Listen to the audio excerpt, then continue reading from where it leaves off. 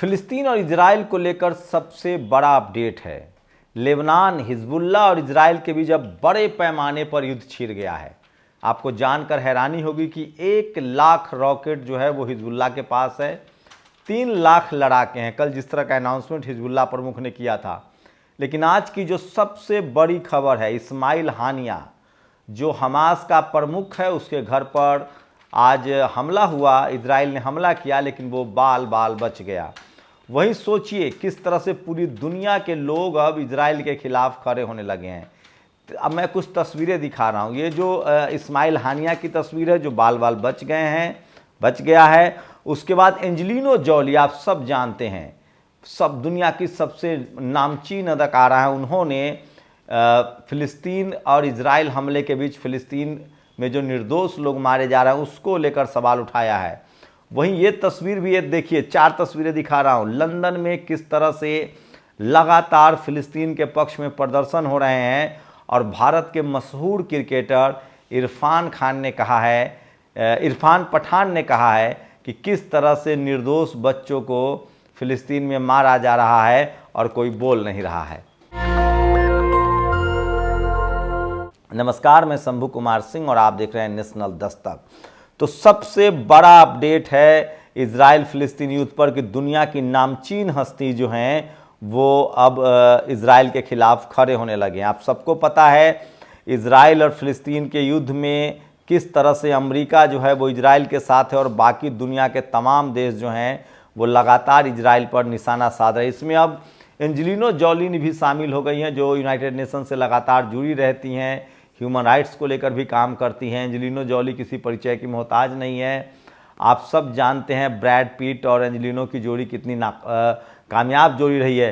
Angelina Jolie ने साफ साफ कहा है कि फिलिस्तीन में निर्दोष लोगों को मारा जा रहा है। वहीं लंदन में किस तरह से प्रोटेस्ट चल रहे हैं और इरफान पठान जो भारत के मशहूर क्रिकेटर हैं, उन्होंने भी जिस तरह की प्रतिक्रिया दी है वो आपके सामने है। मैं साथ ही दिखाऊंगा कि ताज़ा अपडेट क्या है युद्ध का, वो भी बताऊंगा। आप सबको पता है कि भारत की जो मनु मीडिया है वो कम से कम इजराइल के पक्ष में है, लेकिन धीरे धीरे ही सही अब वो जानबूझकर रिपोर्टिंग करने लगी है, क्योंकि उसको पता है कि चैनल तो उसका चलना नहीं है।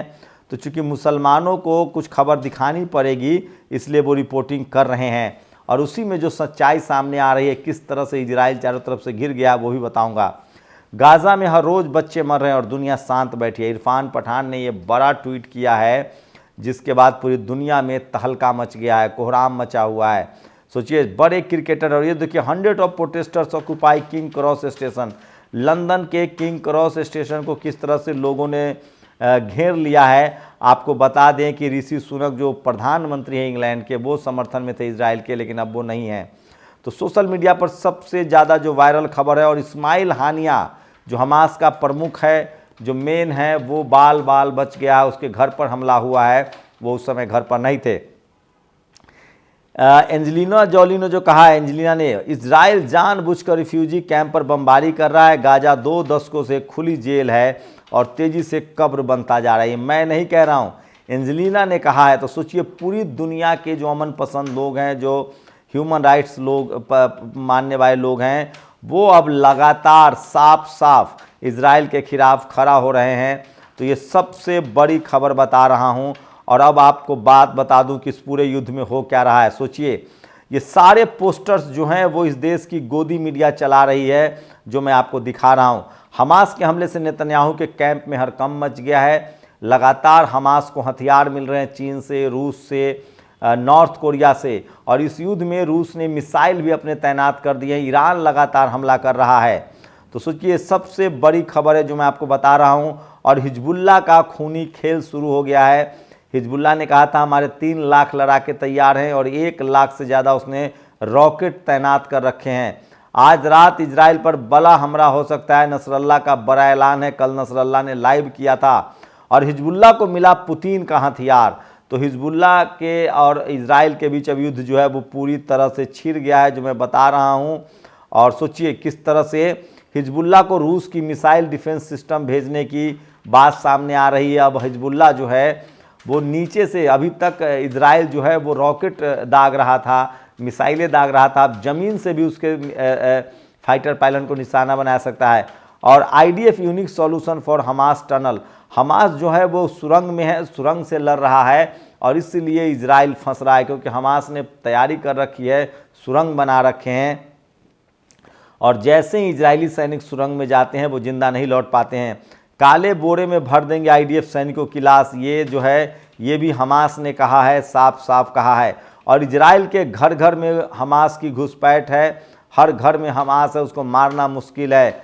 और सोचिए इजराइल लेबनान बॉर्डर पर जो है इजराइल ने साफ साफ लड़ाई का आगाज कर दिया है। नसरुल्लाह ने बड़ी धमकी दी है कि इजराइल में कल सूरज नहीं उगेगा, 3 लाख उसके लड़ाके हैं। और एक खबर ये चले कि 22 साल की लड़की इजराइल की मुसीबत बन गई है, तो लगातार स्पाई के स्तर पे भी है और हिजबुल्लाह का जलजला आ गया है। TV 18 ने इस खबर को लगाया है जो सोशल मीडिया पर वायरल। और सोचिए आज रात मचेगी गवाही तबाही, गाजा में उतरो हजारों टैंक, अलर्ट पर मुस्लिम देश हैं। और नसरुल्लाह थर्रा गया वाशिंगटन, हिजबुल्लाह की खूनी हमला लाइव। तो लगातार हिजबुल्लाह, लेबनान और सीरिया, ईरान, ये सब जो हैं वो एक साथ मिलकर लड़ रहे हैं। और दुनिया के तमाम नामचीन हस्तियां, चाहे एंजेलिना जोली हो, इरफान पठान हो, ये सब कह रहे हैं कि किस तरह से इजराइल जो है वो निर्दोष फिलिस्तीनियों को मार रहा है। और सोचिए एक बार फिर से लेबनान की धमकी, नेतन्याहू का पलटवार हुआ है। लेबनान का इजराइल पर रॉकेट से हमला है, हमला भी शुरू कर दिया है लेबनान ने। और 1 लाख रॉकेट तैयार है, गाजा हारेगा इजराइल। ये मैं नहीं कह रहा हूँ, ये भारत की मनु मीडिया कह रही है। और युद्ध में पहली बार इजराइल का AI हथियार, कहा जा रहा है कि आर्टिफिशियल इंटेलिजेंस का भी प्रयोग हो रहा है। लेकिन हिजबुल्लाह, ईरान और जो है वो पूरी तरह से युद्ध में उतर चुका है, यमन युद्ध में उतर चुका है। युद्ध में हिजबुल्लाह की एंट्री, नेतन्याहू का प्लान, सुरंग में बने हमास का कब्रिस्तान। तो हमास के जो कार्यकर्ता हैं, जो उसके लड़ाके हैं, वो टनल में रह रहे हैं और टनल में जैसे ही ये इनके सैनिक जाते हैं इजराइल के, वो बच के वापस नहीं आ पाते हैं। तो ग्राउंड पर, जीरो पर, धरती पर जाकर लड़ना मुश्किल हो रहा है इजराइल से, इसलिए वो बमबारी के साथ ही अभी लड़ पा रहा है। और उसमें सबसे ज़्यादा निर्दोष मांगे जा रहे हैं। हिजबुल्लाह चीफ ने अमेरिका को दी चेतावनी, अमेरिका को युद्ध से दूर रहने की भी धमकी दी है। और इजराइल युद्ध में यूक्रेन की एंट्री हो गई है। PM नेतन्याहू से मुलाकात करेंगे जेलेंस्की। सोचिए रूस की वजह से, रूस और यूक्रेन का युद्ध चल रहा था, नेतन्याहू ने लिया हमले का बदला, गाजा की सड़कों पर शवों का ढेर है। तो लगातार हमास के बहाने निर्दोष फिलिस्तीनियों को मारा जा रहा है। और अमेरिका की मिसाइल इजराइल पर ही गिर गई है, ये भी बड़ी खबर है कि मिसफायर हुआ है और अमेरिका की जो मिसाइल है वो खुद से गिर गई है। लेकिन सबसे ज़्यादा आलोचना हो रही है किस तरह से गजा में अल शिफा अस्पताल के बाहर फिर से हमला। तो सोचिए 2 अस्पतालों पर पहले भी हमला हुआ है, फिर से अस्पताल के बाहर हमला हुआ है। और इससे उसके बाद एक राहत कैंप पर भी हमला हुआ था, जिसके बाद एंजेलिना जोली गुस्सा हुई थी। और Israel army shock and away in Gaza. तो इजराइल आर्मी को भरोसा नहीं था कि इस तरह का पलटवार करेगा हमास और फिलिस्तीन के लोग। और पत्तों की तरह हवा में उड़ रहे इजराइल के टैंक, तो इजरायली टैंकों को भी निशाना बनाया जा रहा है।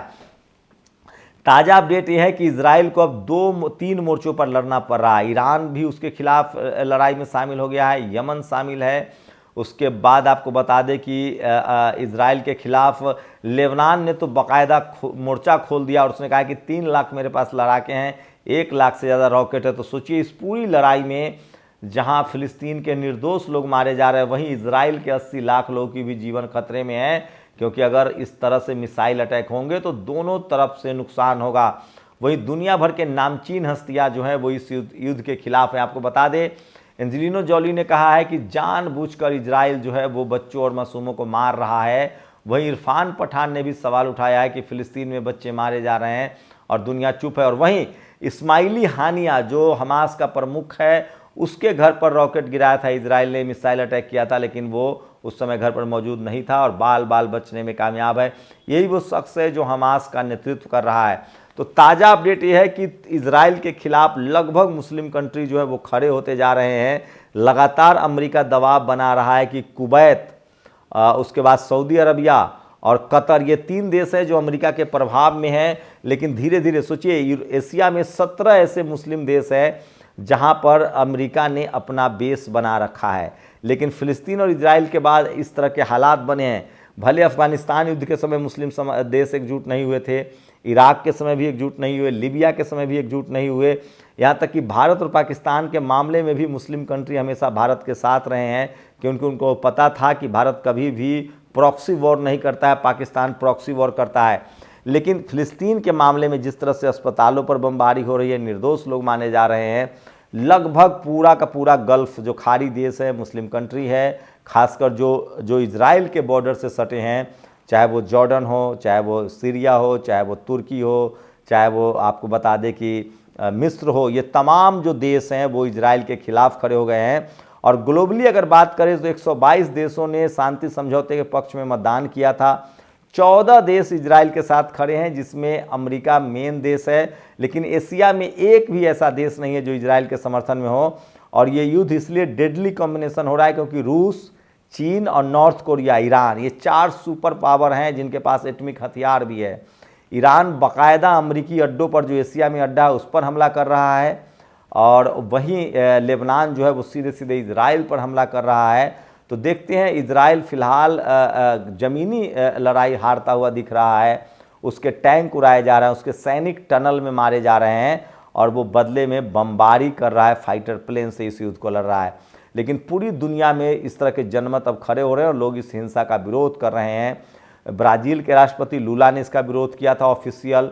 उसके बाद खुद अमेरिका राष्ट्रपति ने कहा था कि आम आदमी को क्षति नहीं पहुंचनी चाहिए। कल विदेश मंत्री भी अमेरिका का आया था इजराइल, उसने भी कहा कि हमें 2 तरह से सावधानी बरतनी होगी, आम फिलिस्तीनियों को नहीं हताहत होना चाहिए।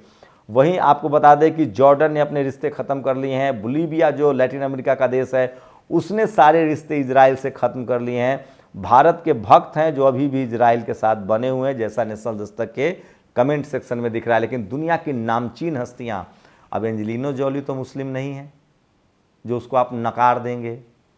यूनाइटेड नेशंस में तो सारे मुसलमान नहीं है, मुस्लिम देश नहीं है। 122 देशों ने कहा है कि शांति समझौता होना चाहिए। सवाल है कि उन बच्चों को जवाब कौन देगा, उन विधवाओं को जवाब कौन देगा, उन बुज़ुर्गों को जवाब कौन देगा जिनके घर ढाए जा रहे हैं। कुछ स्टोरी देखिए आप अल जज़ीरा के, BBC के, किस तरह के रुला देने वाली स्टोरी है। जिस तरह से मासूम बच्चे अपने माँ को जाके कहते हैं कि माँ तुम उठ जाओ, मुझे भरोसा नहीं है कि तुम अब दुनिया में नहीं हो। बच्चे अपंग हो रहे हैं, महिलाएं मारी जा रही है, 50,000 महिलाएं बगैर पानी की भटक रही हैं। पूरी दुनिया में ये साफ़ हो चुका है कि फ़िलिस्तीन और इजराइल के युद्ध में बेंजामिन नेतन्याहू सबसे बड़ा दोषी है। उनके बेंजामिन नेतन्याहू के खिलाफ इजराइल में एक पनप रहा था, विरोध प्रदर्शन चल रहा था, सत्ता जाने वाली थी। क्या इसीलिए उसने जानबूझकर हमास के बहाने देश को युद्ध में धकेल दिया है?